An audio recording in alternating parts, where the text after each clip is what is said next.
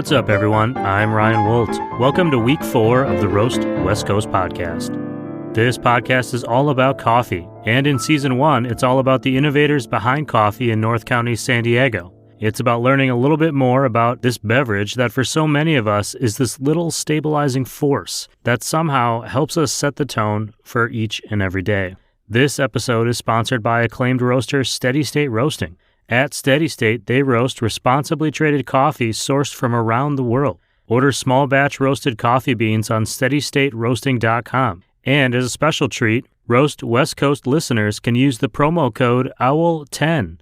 That's capital letters OWL, followed by the numbers 10, OWL10, to get 10% off their purchase of coffee beans at steadystateroasting.com. Their house blend, Space Traveler, is one of the best around. I even wrote it down in my notebook. It said, Space Traveler, one of the best house coffees around. You can find it on steadystateroasting.com. For today's show, I'll be sharing my conversation with Siri Simran Khalsa. She's the director of coffee at Lofty Coffee, which is a very cool title. The Lofty Coffee Roasting Works facility is right near downtown Encinitas, California, and they also have cafes in Little Italy, Solana Beach, and the La Costa neighborhood of Carlsbad. One of the great things about meeting all of these North County San Diego coffee innovators is really getting a better understanding of the supply chain involved in the process of getting coffee from the plant into my cup of coffee. How different companies treat that process and establish traceability along the way differs greatly. And in Siri's case, she was really inspired by a trip she and her team took just before the pandemic lockdown.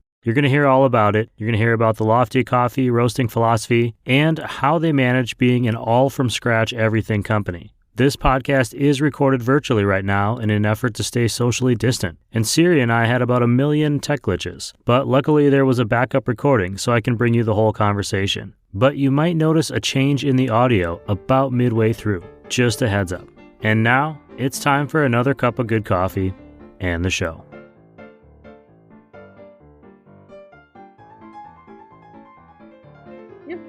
Okay. Cool. So how about this? I'm going to just start over from the beginning. Yeah, let's do it.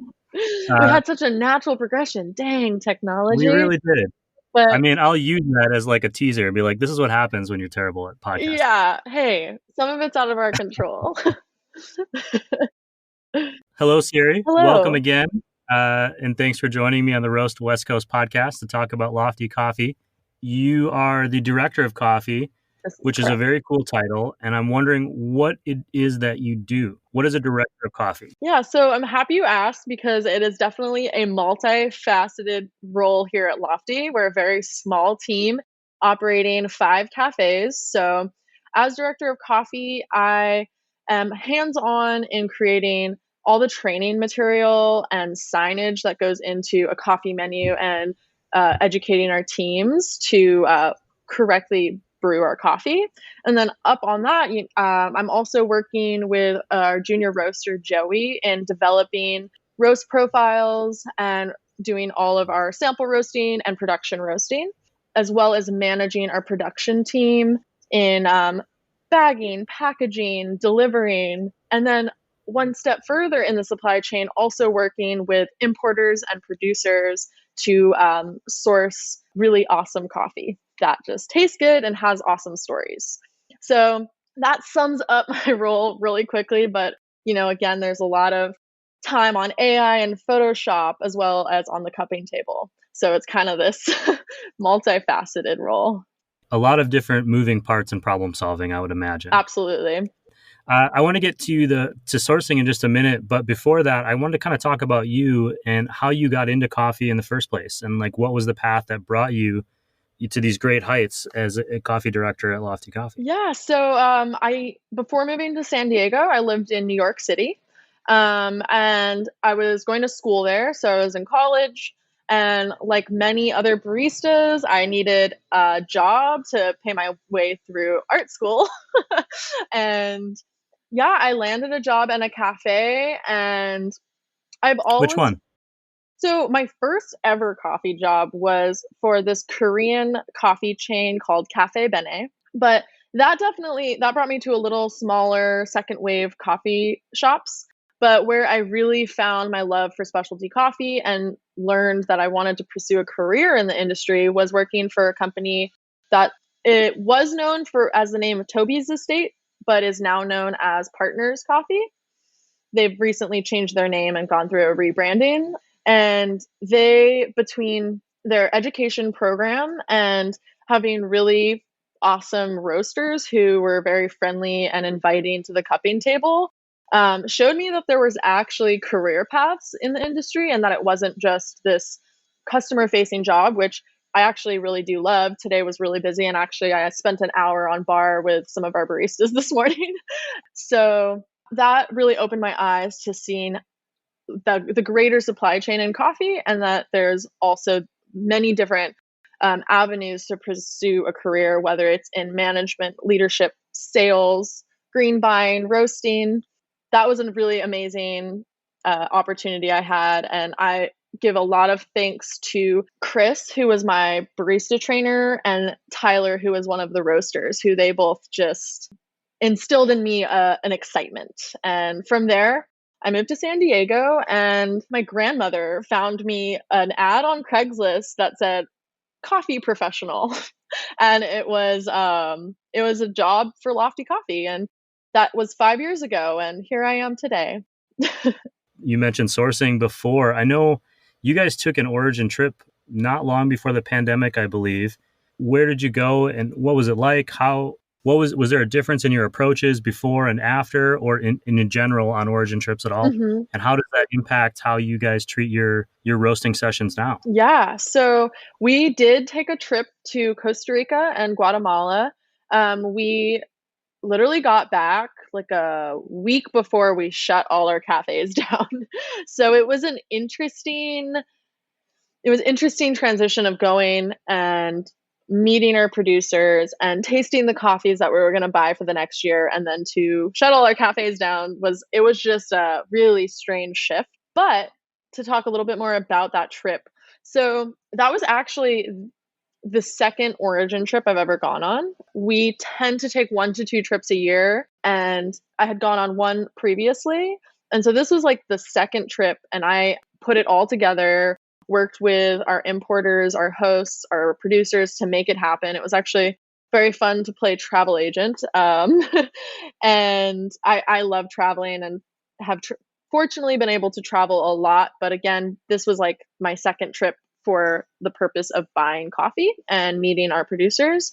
So it was a little bit new for me, and I definitely took a lot away from it. Going into it, we work with an importer in Costa Rica called the Coffee Source, and I've been talking to a man named Fernando, and he kind of helped us. He's like our man on the floor in Costa Rica who helps us like connect with our producers. And then in Guatemala, we're working with a import company called Primavera.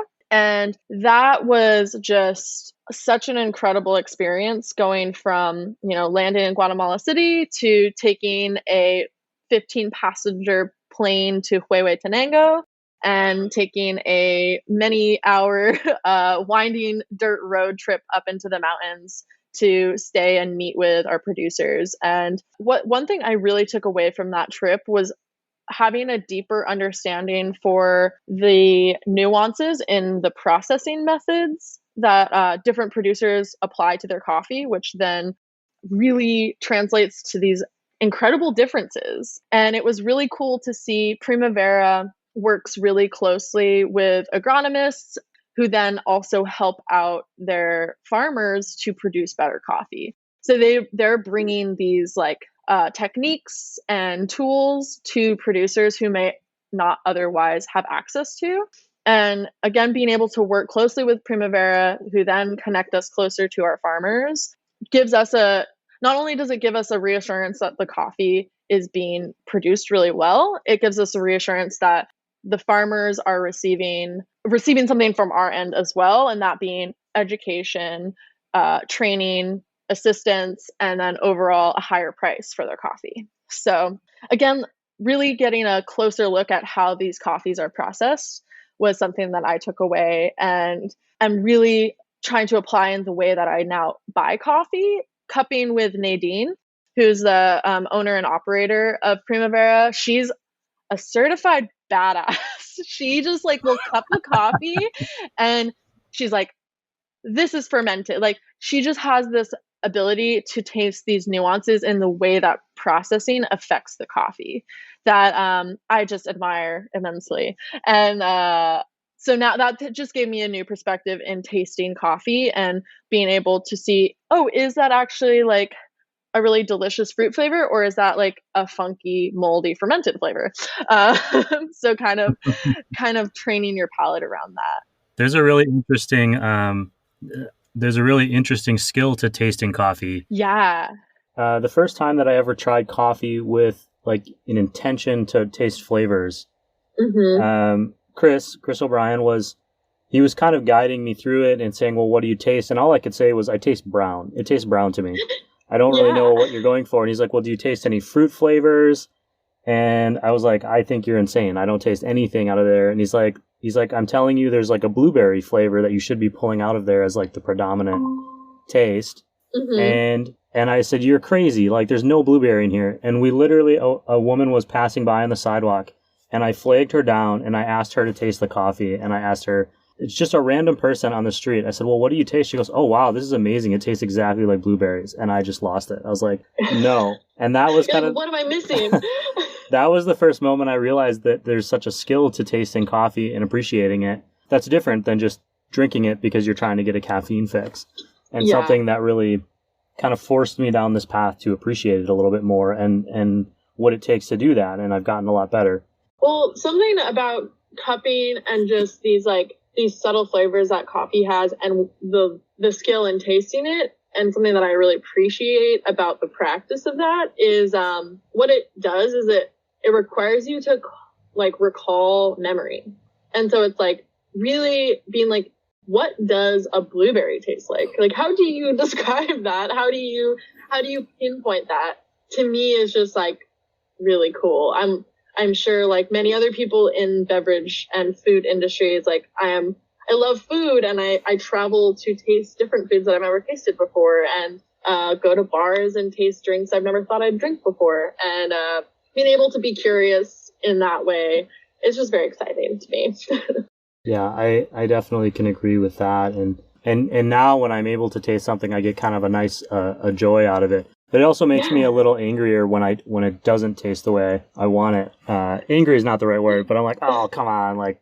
I know this. Yeah. I know this coffee is good, and maybe I just brewed it wrong, or I forgot to do something, and that's a really interesting thing too. Is you're so dependent on your customers to some extent who are buying your beans to also be able to have the skill to brew your coffee so that it tastes 100%. The way that you want it to, and that's something that I think is really unique to coffee, where you're dependent on your audience and on educating them to some extent on how to treat your coffee. You know, maybe don't throw it in the back of the freezer for a year. Yeah, I think that's another where I feel like a part of my job as that director of coffee or whatever, as someone who is passionate within the industry, is to find ways to bridge that gap. And, you know, the reality is not everyone's there. Like, not everyone's going to understand paying $5 for a cup of coffee. You know, you have that guest who's like, well, I paid 99 cents at 7-Eleven. But bringing that knowledge of why it's important for us to pay more for coffee. Again, to touch on the trip that we just took to Guatemala, what was really cool about traveling with Primavera is, so they are, not only are they an import company, they're also an export company. So they're buying parchment from the farmers. So that's coffee still in parchment. And then they're milling the bean, and then they're exporting it and importing it. So we were able to see the coffee go from the farm, get processed at the farm, go to multiple storage units on the way to being dry milled, to then being bagged for export, to then being imported. And just the amount of people involved in that, and the fact that the C market right now, I believe, that being the coffee market, is at $1.10. So for 1 pound of coffee that takes a year to produce, the farmer's only getting $1.10 for that. Wow. And then that has to disperse to the pickers, to the agronomists, to the drivers, to all these people that are involved, it just doesn't make sense, really, that we pay so little for coffee, because it doesn't make it a sustainable supply chain on the other end. And so being that bridge in any way that is possible by being on this podcast and sharing that story, I have this awesome video of these guys hauling 100-pound coffee bags on their back and throwing them into a truck. And it's just like, this is like a group of people who are putting in a lot of work so that we can enjoy our mornings and wake up. If people could take away one thing maybe from this podcast in general, is that the journey of their coffee doesn't start when the roaster makes their cup of coffee in the morning. You know, it starts, like you mentioned, a year before, and it goes through all these steps. It has a whole lifetime before it gets to the roaster, who then roasts the beans for you. And if that is worth $3, then great. If it's worth $10, then great, or $5, or whatever it is. And but it's being aware of that there's this whole process that goes into the coffee you drink. And I think in general, in the United States at least, there's kind of a little bit of an awakening to the idea that our food actually comes from somewhere. It doesn't just show up at the grocery store someday. Yeah. And so I think that's a lofty goal of sorts to inform people of that. Hey everyone, I'll be right back with the second half of my conversation with Siri about Lofty Coffee. Just a reminder that this show has great sponsors. This episode is sponsored by the award-winning Steady State Roasting in Carlsbad. If you're craving a top-notch, handcrafted coffee drink, pre-order one on their website, steadystateroasting.com, then head over to their sensory lab on State Street in Carlsbad Village to pick it up. And if you're enjoying this podcast, please check out roastwestcoast.com for more coffee content, including show transcripts, recaps, promotions, and please consider subscribing to the bonus content, which directly supports the creation of this show and future shows. And now, back to my conversation with Siri. You mentioned that trip happening right before the pandemic. The coronavirus is like this wet blanket of awfulness, just kind of weighing everything down and kind of, I would say, preventing us from moving forward.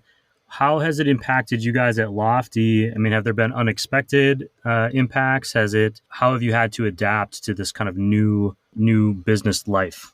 Yeah. So just to tie the end with the origin, something that we're really thankful for is that our farmers were paid for their coffees, because it happened to be at a great time where their coffees were already sold, at least the producers that we're working with. So they were able to get money and get paid for this year's harvest. And so we'll see how that affects the following year. But for us here at the Roasting Works and in our cafes, it has been a wild ride, to say the least, where what can we expect? We've never had to deal with this.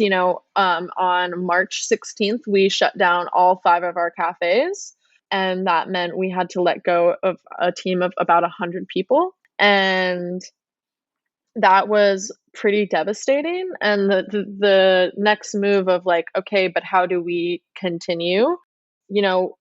There were a few of us here, me, Chef Miguel, who is our head baker, because we're also a scratch bakery and production facility, Eric, who is our CEO, and like the 3 of us just like got together and we're like, okay, we got to do something.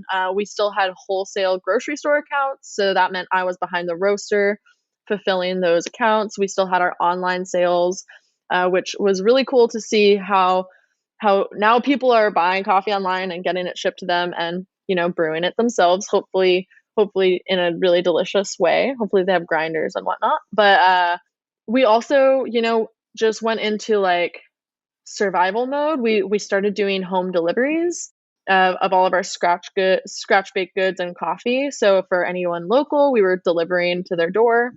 We did that. We thought maybe that was going to be like a new business model, but we're seeing now people want to go out of their homes and enjoy a cup of coffee outside. And we've really tried to adapt the way that we're working in the cafes as well. And honestly, that might be the hardest puzzle piece right now, is how do we continue to give our guests really amazing service and keep our team safe and make everyone feel comfortable. And fortunately, we were already kind of a patio cafe concept. So all of our cafes have mostly outside seating. So that has helped us being able to still provide seating and a place for our guests to enjoy food and drink in our cafes, but really finding a way where, because you have, Eric calls it the bug shield. We have these shields and everyone's wearing masks and everyone, please wear your masks, but it's like so hard to give that same service that we used to. Something we used to really pride ourselves in was giving service in the sense that felt like hospitality instead of customer service, where you're making someone feel at home. You know their name, you know their order before they even get to the register, if they're a regular, and it's just become a lot harder to do that. But with that, we're so happy to see people back in the cafes. We're happy to have team members back, and just adapting again to like the to-go mentality now too, is like everything is in paper cups and plastic, and it just feels a little bit like a step backwards, because we really tried to encourage our guests to stay and have coffee and food and ceramics and to just minimize that. So I think the challenge is how to balance that out moving forward. But again, we're back up and running, and we're doing our best with like trying to make things as easy for our guests and as easy for our teams so that they can still enjoy the luxuries of specialty coffee. Sure. Any moment that you can take a mental break from the impacts this, the virus has had on our lives is a nice moment. Whether it's coffee or a beer or something, like those are moments that you can do that. Yeah, and I'm hoping baristas and other coffee professionals are listening to this, but I think that's a really good mentality to keep while we're serving our guests, where it's so easy to like, I think a lot of like customer facing and customer service has turned into a little bit of like having to deal with a lot of human emotions. And, not everyone's like cut out for that. Like, you don't go to a barista job thinking you're going to have to like deal with people who are going through a really hard time. But I think it's important if you can like remember that this is that one moment someone's coming to grab a cup of coffee, and maybe this is the only good positive experience they have today. And so like, let's make that their highlight, because maybe the stresses of everything that are going on are too much to handle, and they just need that like uplifting experience of the day. So I think that's one thing I try to keep in mind. Even I'm not really that much customer facing anymore, but even today, just making sure, say hi, look them in the eyes, because you can't really see the rest of their face. Ask them their name, ask them how their day's going, make their coffee really good so that they want to come back and learn more about you and more about the coffee. Well, and there's also an appreciation. I mean, anytime that I leave the house, I think about it, whether it's to pick up coffee or to go to the garden center at Lowe's or anything. Like, it's a process that I think about. Okay, when am I going to go? What is my, what's my battle plan going out to shop? Yeah. So I can get in as safely and as risk-free as possible, because a lot of times, I mean, I don't worry so much about the business. I worry more about the other people. Not everyone is going to feel as strongly as maybe I do about the safety or as the business does. And so when they're choosing to come out or choosing to go to Lofty Coffee, they're saying, this is a place that I want to spend a few minutes of my time today. And that they really thought about it for the most part. Yeah. They're choosing us instead of any other coffee shop that they could go to. And that's really, really cool. I think I'm very prideful in that and grateful and thankful that people like the coffee that I roast. I think that's pretty dope.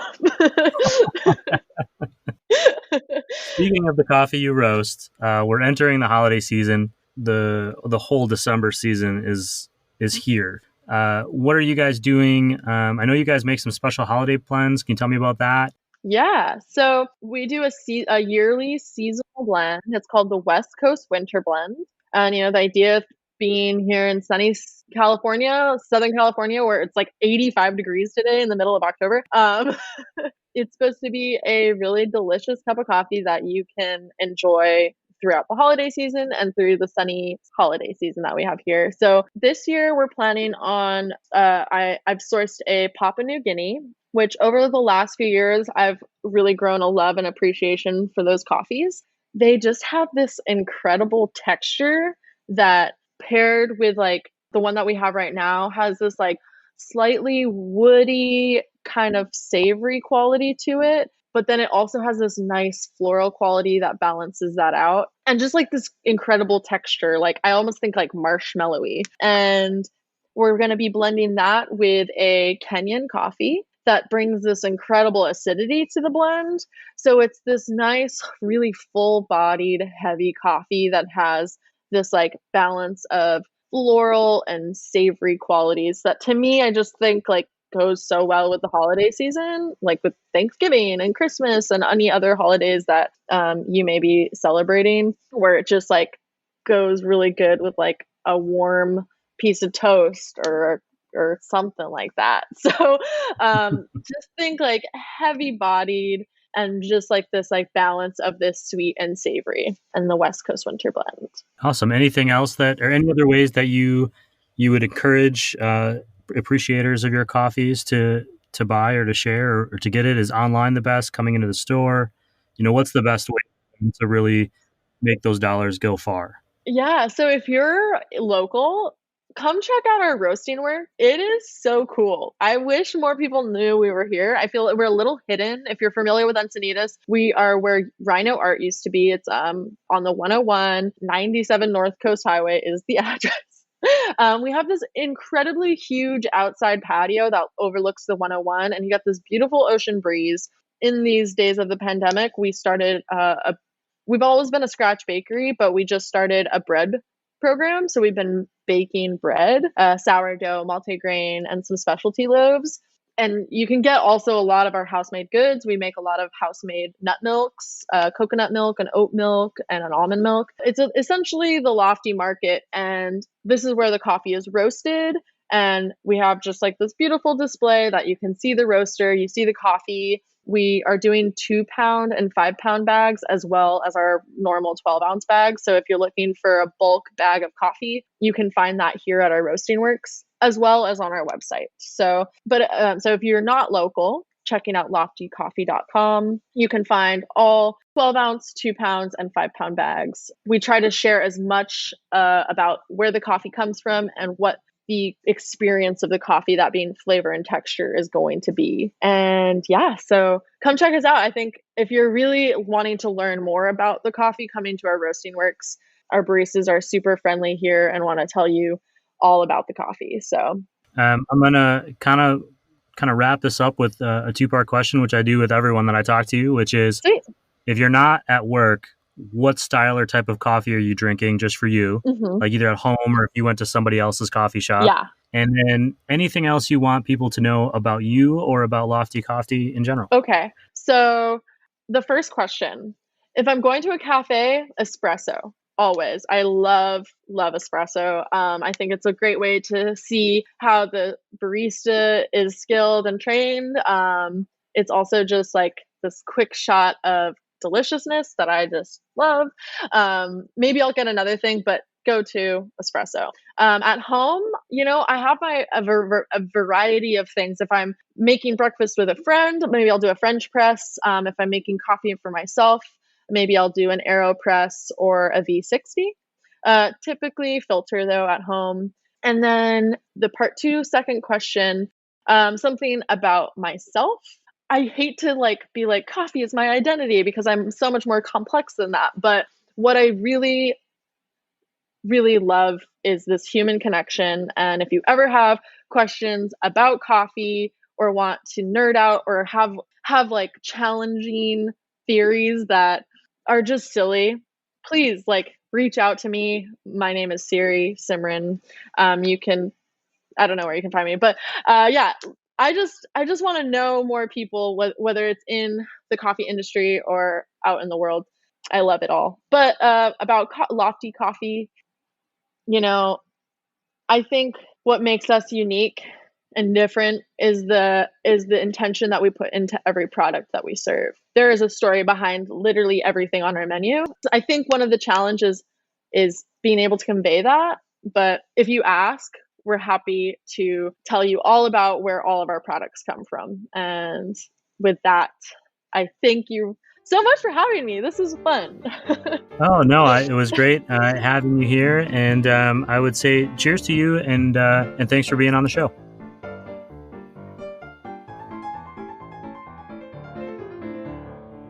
A huge thank you to Siri, Simran, Khalsa for joining me today on the show, for putting up with all those tech glitches, and just for having a nice conversation with me. Lofty Coffee's seasonal West Coast winter blend is only around for a limited time, and it just came out last weekend. It's available for pickup at one of their cafes or order for delivery on their website, loftycoffee.com. The beans for this coffee were sourced from Kenya and Papua New Guinea, and the tasting notes include sugar plum, cranberry, fudge brownie, and pecan brittle. So, yeah, I am going to be ordering it as soon as the show is over. More details on loftycoffee.com or follow their Instagram at Lofty Coffee Co. You can always find links in this show's notes or on roastwestcoast.com. If you haven't already heard them, be sure to go back and check out previous Roast West Coast interviews. Last week I talked to Matt Della Rosa of Ironsmith Coffee, and we have our ongoing Coffee Smarter sessions with Chris O'Brien, founder of Coffee Cycle in Pacific Beach. He'll be back this Friday and every Friday during Season 1. This upcoming week, he's going to teach us all about the traditional coffee tasting method employed by coffee roasters and shop owners, known as cupping.